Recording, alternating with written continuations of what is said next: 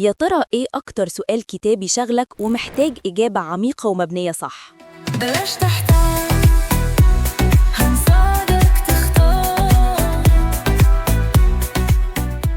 أهلا بيك في المنيو، هنساعدك تختار تتعلم إيه وسط بحر الكورسات والمصادر اللي على الإنترنت. تخيل كده لو تقدر تلاقي مصادر تعليمية قوية وموثوقة تساعدك تفهم الكتاب المقدس بشكل أعمق وتجاوب على أسئلة كتير كانت بتدور في دماغك أو في دماغ اللي بتخدمهم. دي بالظبط خدمة ذهن جديد. أيوه بالظبط، خدمة ذهن جديد بتحاول تسد الفجوة دي في المحتوى العربي. هي في الأساس بتوفر المصادر اللي بتوفرها الخدمة من مؤسسات عالمية زي ليجونير، وكمان بتقدم محتوى عربي أصيل، وكل ده عشان الشباب والخدام في كنيستنا العربية. يعني مثلا أول نقطة معانا اللاهوت الكتابي والتعليم العقيدي. ناس كتير بتشوف إن اللاهوت ده حاجة معقدة ومحتاجة متخصصين، لكن ذهن جديد بتقدم دروس مبسطة وممتعة بتوصلك للعقائد المسيحية الأساسية بطريقة مفهومة. بالظبط كده، زي لو عايز تفهم يعني إيه عدالة الله أو بر المسيح، هتلاقي مقالات وفيديوهات بتشرح لك كل ده، وده بيفيد خدام الشباب جدا لما يجوا يجاوبوا على أسئلة صعبة من المخدومين. تاني نقطة معانا هي المشورة الكتابية، ودي حاجة كلنا بنحتاجها سواء على مستوى شخصي أو كخدام بنقدم مساعدة للآخرين. والنقطة الثالثة والأخيرة معانا هي مكتبة كتب ودراسات كتابية متعمقة. دي بقى للناس اللي بتحب تتعمق في كلمة ربنا وتدرسها بجد ومحتاجة كتب كاملة تساعدها. أيوة، دي زي مكتبة رقمية متكاملة. لو أنت خادم شباب مثلا ومحتاج تحضر سلسلة دروس عن سفر معين أو عن موضوع كتابي محدد، ذهن جديد بتوفر المصادر اللي بتوفرها الخدمة من مكتبة ضخمة من الكتب المتخصصة القابلة للتحميل PDF،